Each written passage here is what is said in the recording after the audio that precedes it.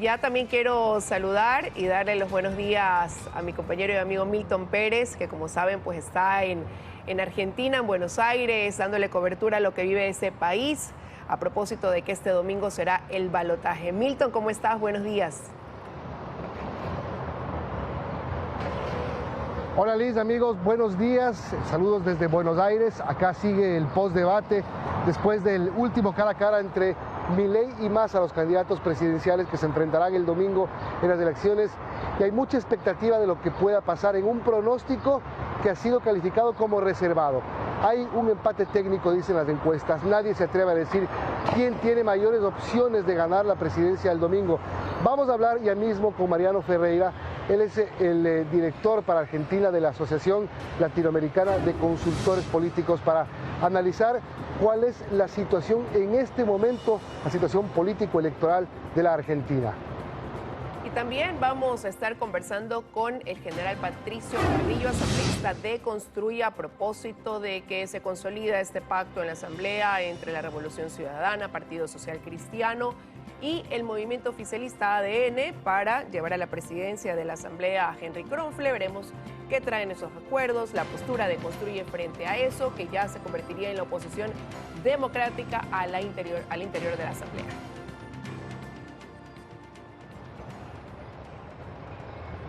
Bien, vamos a empezar entonces con las principales noticias.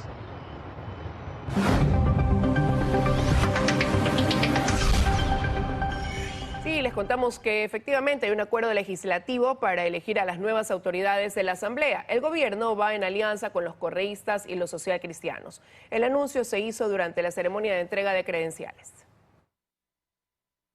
Finalmente el acuerdo se consolidó. El Partido Social Cristiano, la Revolución Ciudadana y el partido de gobierno ADN darán sus votos para que el legislador Henry Kronfle sea quien presida la nueva asamblea.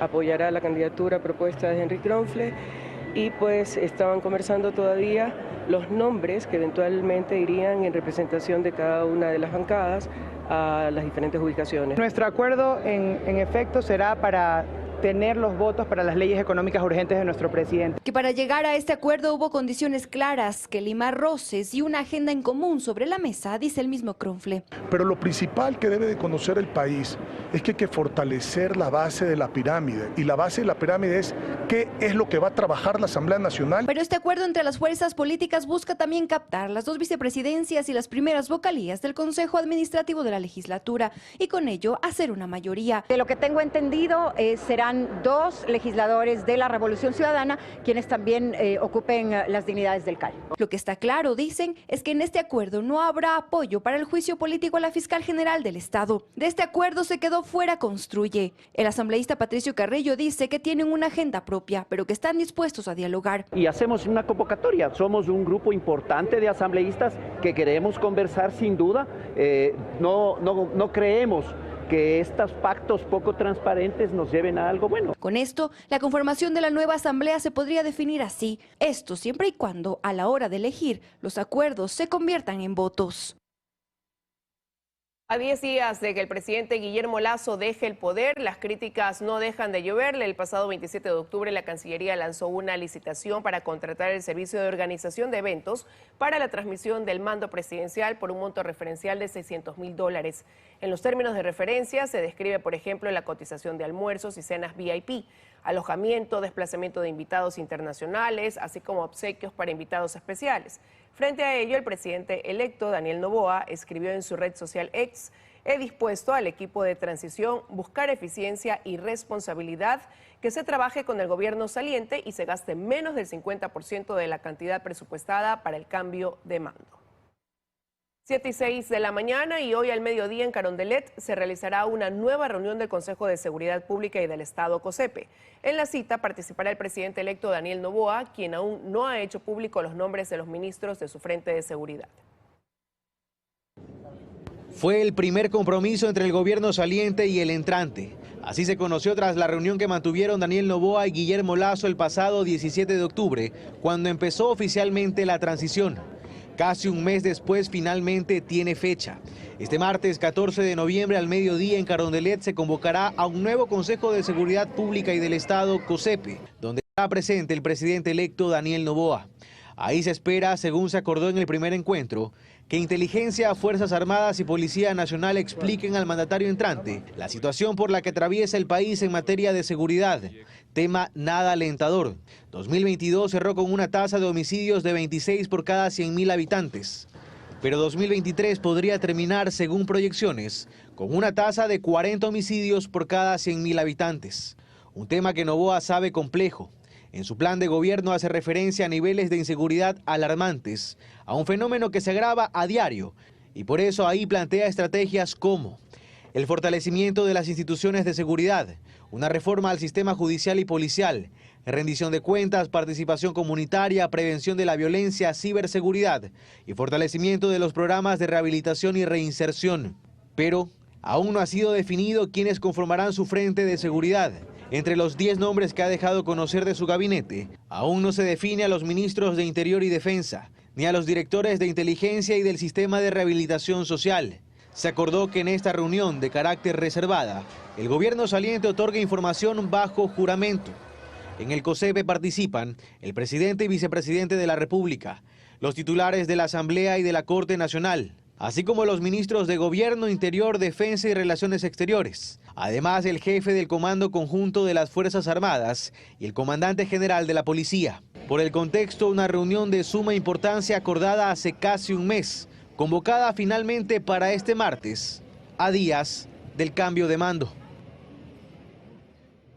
La Corte Constitucional emitió una sentencia en la que dictamina que las medidas cautelares y acciones de protección no pueden otorgarse en el caso de juicios políticos. Los jueces constitucionales aclararon que la justicia constitucional no puede emplearse como un mecanismo para evitar o suspender un proceso de enjuiciamiento político. Es decir, los funcionarios enjuiciados por la Asamblea no pueden pedir a un juez que revise la procedencia, conveniencia o corrección del inicio, trámite y o resultado del procedimiento político. La justicia constitucional no puede ser utilizada para resolver conflictos de naturaleza política, pues estos deben ser resueltos en la arena política y no trasladados a la esfera jurisdiccional, argumenta la sentencia. Los magistrados advirtieron además que estas peticiones resultan improcedentes y deben ser negadas por los jueces de instancia y que por lo tanto los jueces no están habilitados para transformar la garantía de medidas cautelares a una acción de protección.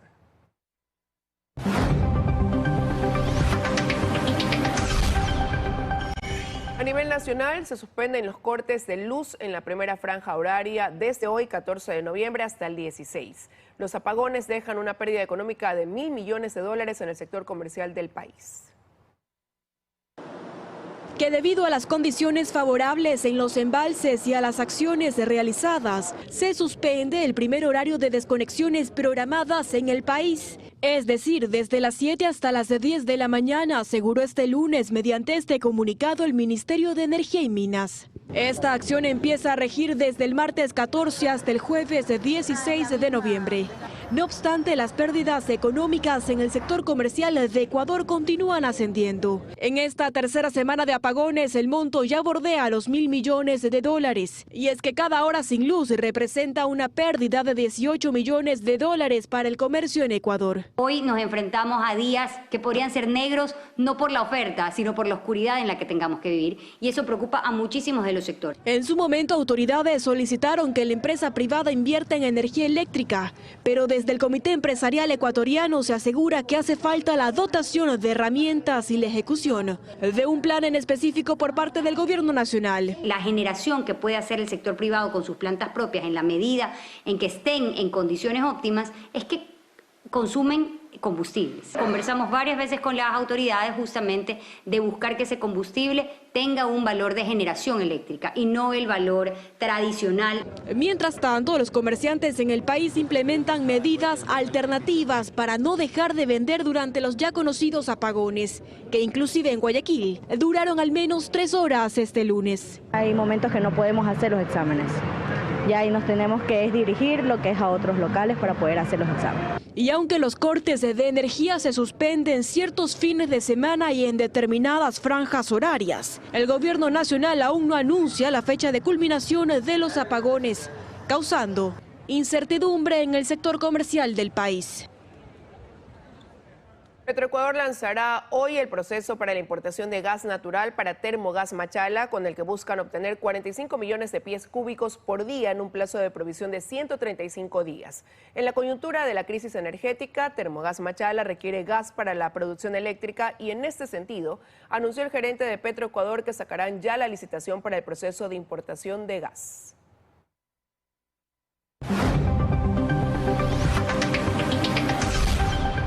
Hay nuevos cuestionamientos al concurso para jueces de la Corte Nacional de Justicia. El Consejo de la Judicatura habría abierto una opción para repetir las pruebas de confianza sin estar permitido y se ha nombrado en un comité de expertos a personajes íntimamente ligados a la política.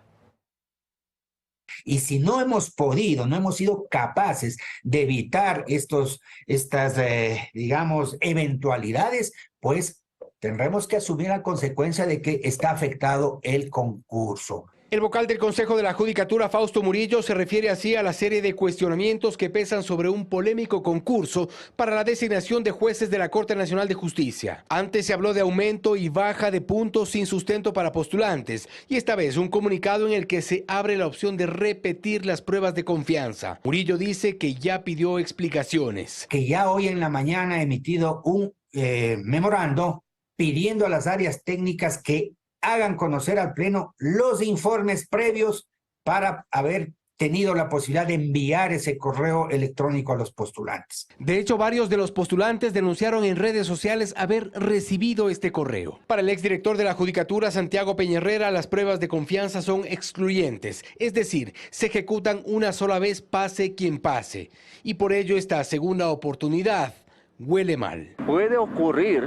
el fenómeno de que una persona sí aprobó en las primeras pruebas y al decidir, en base a nada, dar otra evaluación de esta naturaleza, repruebe y se quede fuera del concurso. No hay garantías para que este concurso termine como corresponde. No es el único cuestionamiento a un concurso que va por la sombra. El Consejo de la Judicatura ha nombrado al comité de expertos para la fase de oposición. Y se espera que quienes integran este comité de expertos para elaborar el banco de preguntas para la fase de oposición del concurso tengan un perfil al menos similar al de quienes aspiran a ser parte de la Corte Nacional de Justicia. Y esto es no tener vínculos políticos, mucho menos una militancia o ser activamente parte de una organización política. Integran este comité nombres como el de la ex asambleísta de Pachacutic, Mireya Pazmiño, Andrés Osejo Cabezas, hermano del juez involucrado en los audios filtrados, Vera Rivera María del Carmen, hermana de Allen Berbera,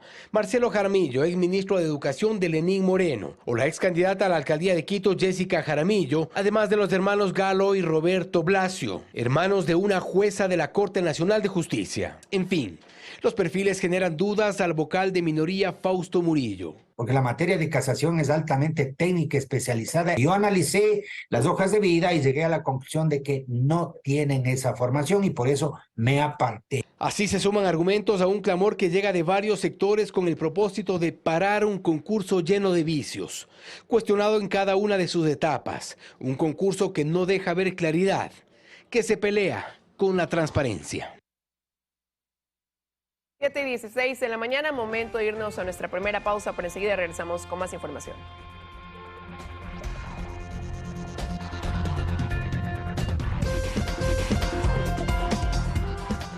Estamos de regreso con más información. El Instituto de Seguridad Social de la Policía Nacional logró recuperar 368 millones de dólares de los 900 del atraco al ISPOL. Al término del gobierno aspiran a que la recuperación sea del 54% de los recursos. Con un llamado al nuevo gobierno para que se informen sobre el caso ISPOL con la finalidad de seguir adelante con las acciones en justicia y de recuperación de los recursos, las autoridades del Ministerio del Interior, Policía y del ISPOL anunciaron el último monto que fue adjudicado a las cuentas. Un monto de 20.235.625 que fue acreditado por el Citibank de Nueva York. El 54% total del monto. Esto es de una gran alegría para la Policía Nacional. Hasta el momento, el Instituto de Seguridad Social de la Policía Nacional ha recuperado 368 millones de los más de 900 millones de la operación SWAP, mediante la cual hubo desfalco al ISPOL por las inversiones irregulares con un canje a favor de la empresa de Jorge Cherres. Estos recursos recuperados, dicen, servirán de mucho para la policía. Este dinero recuperado que fue atracado en años anteriores nos permitirá invertir en salud, en seguros de vida, en créditos ordinarios, en créditos hipotecarios, en seguros de profesionalización. Sin embargo, el director del ISPOL pide más apoyo en el ámbito judicial. Y esa deuda es del sistema de justicia ecuatoriano. No puede ser posible que en Estados Unidos ya tengan 2 autores confesos de haber recibido sobornos de parte del señor Jorge Cherres Miño. En nuestro país, ninguno de los procesos judiciales ha avanzado a una etapa de juzgamiento, salvo el caso de Delcor y Ecuagrán. Que nos apoyen. El trabajo de recuperar este dinero ha sido histórico, un esfuerzo enorme, pero se verá complementado cuando los responsables, quienes tramaron y planificaron este robo, que es el más grande que se ha generado aquí en el país, estén tras las rejas. La inasistencia de los abogados de Cherres impidió que se instale la jornada final de la audiencia preparatoria de juicio por presunto peculado el pasado viernes. De esta manera se dilata en Ecuador la decisión judicial.